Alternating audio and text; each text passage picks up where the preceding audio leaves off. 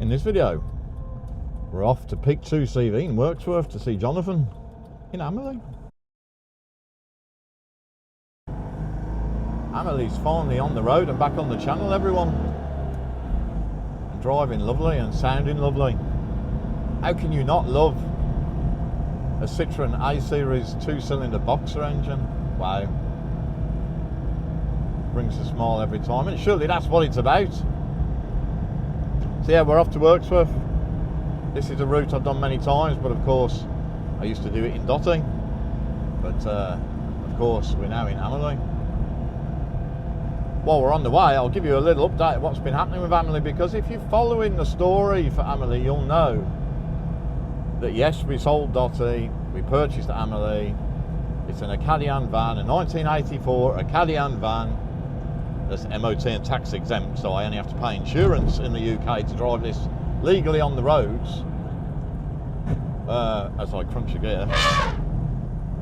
So we're on the way to Wirksworth to see Jonathan at Peak 2 CV, and I will have used this road many times, but of course I use this road in Dotty, our Citroen 2 CV, but it's now the turn of Amélie, our Citroen Acadiane. If you followed the story of Amélie, our Citroen Acadiane, you'll know that we're converting her into a, I guess you'd call it a micro camper. Give you a little update and some sneaky little photos of showing of what we've done so far in the van. We have been doing stuff, and we have been documenting it, of course. Oh, this is a nice road to Wirksworth. Also, a little brief mention of how Amélie's going. Now, of course, Amélie's been off the road for a while because basically she's been off the road over winter. We have kept her on trickle charge, but we came to a day where I thought I better give it a run, as in the engine run. Took it off trickle charge, went started, and I had absolutely nothing at all. And then followed a series of weird events that when you get to the conclusion, you look back and you think, well, that was really easy then. Now, I'm no mechanic. If you watch this channel, you'll know that I don't really do a lot to the cars. I do some bits. I'll do an oil and filter change and stuff, but I'm no mechanic.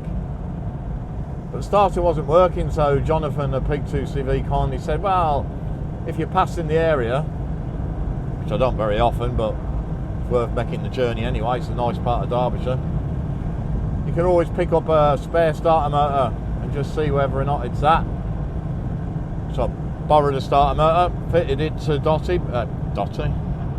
fitted it to Amélie, because even I can fit a starter motor to a Citroen A-Series engine, everyone. Put a couple of photos in now.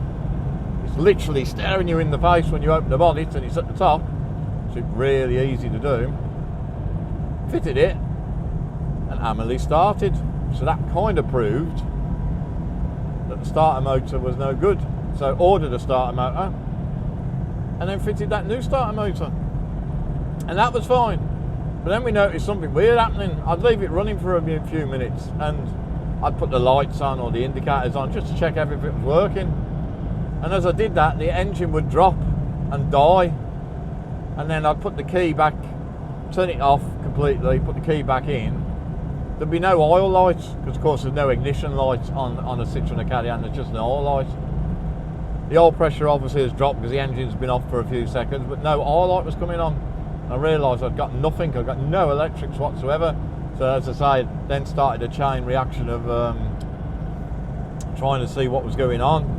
It was intermittent as well, so there's a battery isolator. I've got them on all the cars, and it was already fitted to this van when I bought it, so I didn't need to fit one.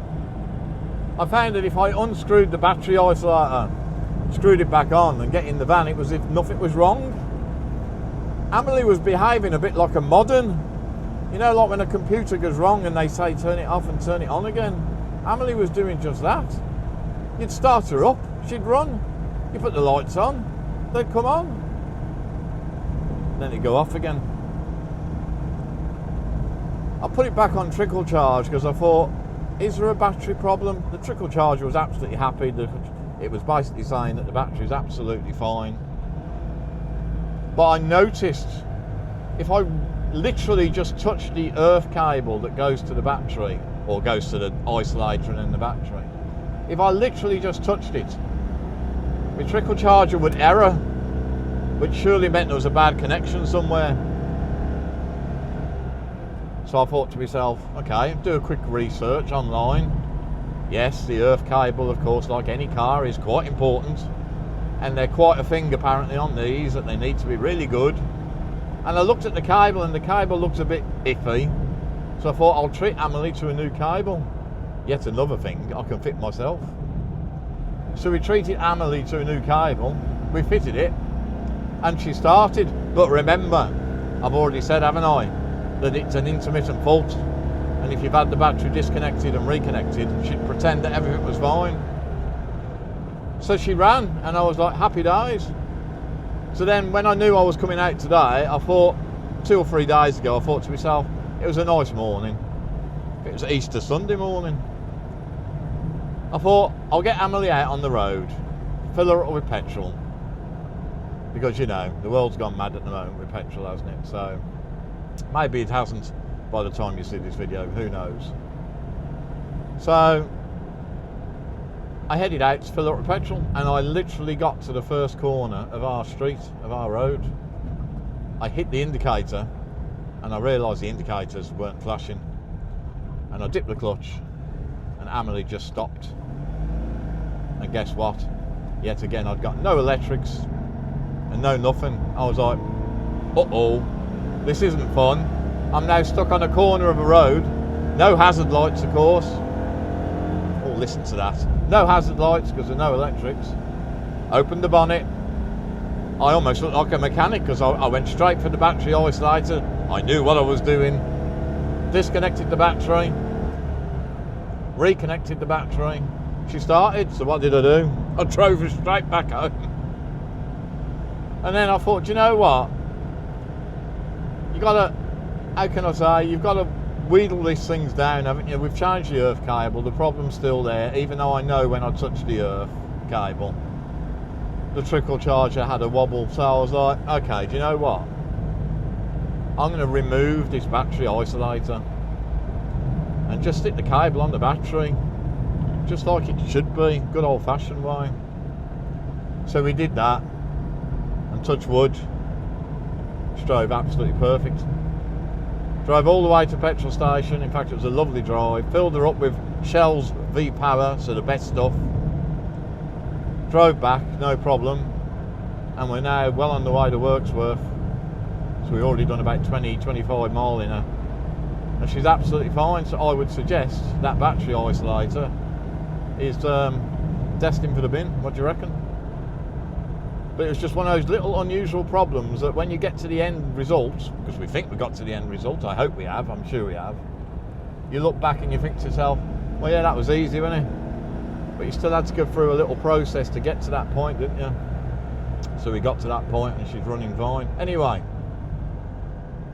as we near Wirksworth, because we're going to get I keep saying Dotty, don't I? Dotty, we did love you, honest. Amélie, we love you too.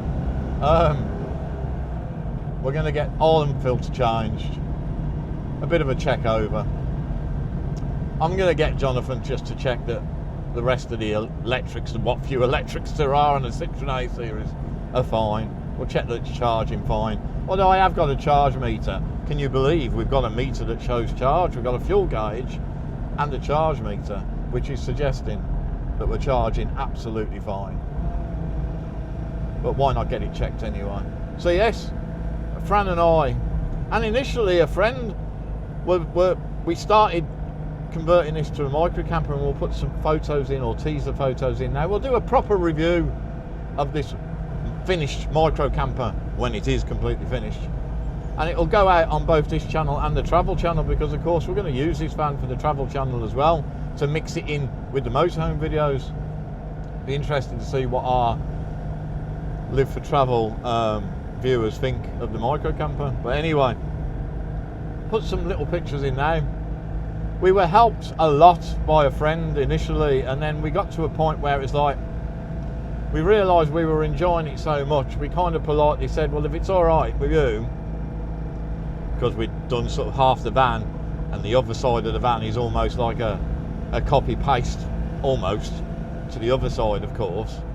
we said, well, we'd like to finish it ourselves and just get that satisfaction that we'd done the work, or at least the rest of the work, ourselves. We did some of the work with our friend, of course. We didn't just sit there and watch, but by the same token, we just thought, you know what, let's do this ourselves. So we did. So you've now seen some teaser photos. Let me know what you think. We will do a video, a full review of this micro camper, and we're looking after. All the words are coming out correctly today from this Brummy, aren't they, everyone? We're looking after. We're looking forward to getting this micro camper on the road for the first time in earnest as a camper. Stay tuned, everyone. Although camper duties, once we're using it as a camper proper, will only be, of course, on the travel channel. Amélie will still be on the car channel for other stuff, but when we're using her as a micro camper, she'll be on the travel channel, of course, because it's a travel channel. If you don't follow the travel channel, there's always a link at the end of our videos. Why not subscribe and check it out? It's completely free. Anyway, let's go and see Jonathan. See you in a minute. 5 minutes later. I love coming to see Jonathan at Peak 2 CV. To be honest, I don't think, in fact I know I wouldn't own Amélie if Jonathan didn't have Peak 2 CV, because he's in Derbyshire, I'm in Derbyshire. If he wasn't there, I think I probably wouldn't own one, to be fair. Anyway, here we are.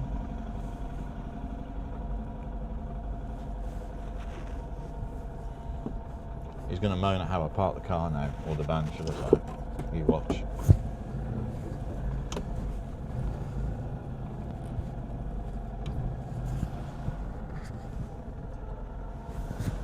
What's that, sorry?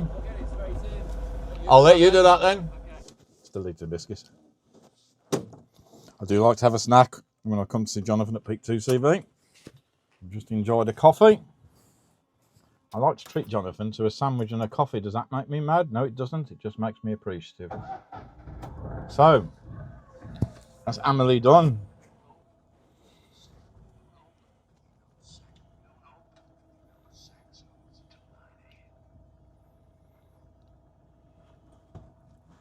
We just need to get Amélie home now. And I need to adjust the mirror. And yes, there's a lot of sawing or planing going on, obviously, as you can hear. 2 CV stroke Acadiane mirrors. They're not the biggest, but I'm not moaning. Amélie's absolutely lovely. Really love this van. Really looking forward to going out camping in it. We've got to remember that reverse is actually where you'd expect forward to be.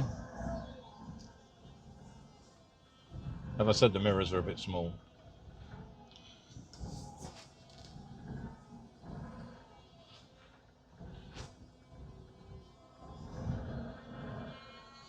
That'll do.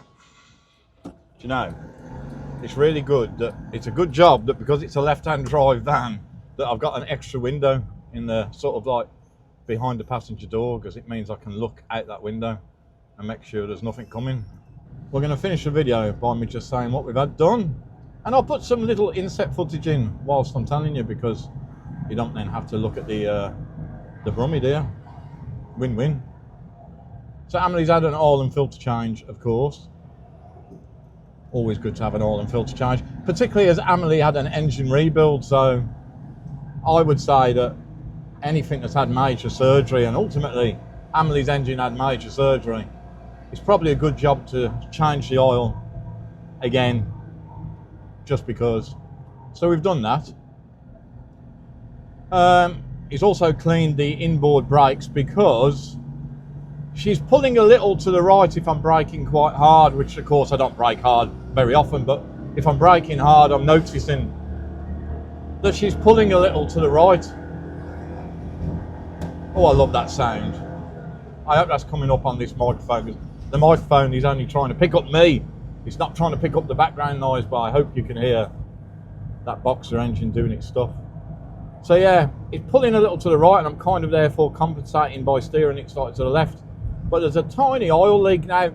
An oil leak on an A series Citroen, is kind of to be expected. I suppose it's a little bit like the A+ engine in the Metro, which a specialist I used to get Millie up to date and sort of sorted for me not long after I bought her, said that he could get it 90% dry, and I don't think the A series Citroen is particularly any different. But there is a slight oil leak, and there's a tiny bit of that that's obviously getting to the brake, or the brakes, which is why it's doing that slight pull to the right. Anyway, because of that, I need really to book Amélie back in with Jonathan and get that properly looked at. Amélie also, when you first start her, when she's cold, lots of noise is going on today, even though Wirksworth is a quiet village, a quiet town. I've been corrected, it's not a village, Wirksworth's a town. Apologies for anyone that lives in Wirksworth watching the video. It's a town, I've been told. Yeah. When she starts and when she's cold, I'm of the age where I know how chokes work, and I know how different cars, particularly as they get older, behave differently and need different levels of choke. I get that, I understand that. I can't seem to get the balance right when you first start Amélie, so she's a bit coffee and a bit reluctant to run for the first minute, and then she kind of clears herself, and then she runs absolutely fine. So, of course, because that's only happening on a cold start, it really needs to stay with Jonathan overnight so that he gets to experience that and then see if he can work out what's causing it. She drives absolutely perfectly once she's warmed up a little. But the reality is, we need to get to the bottom of that, and we need to get to the bottom of this little oil leak, so she's going to go back for that.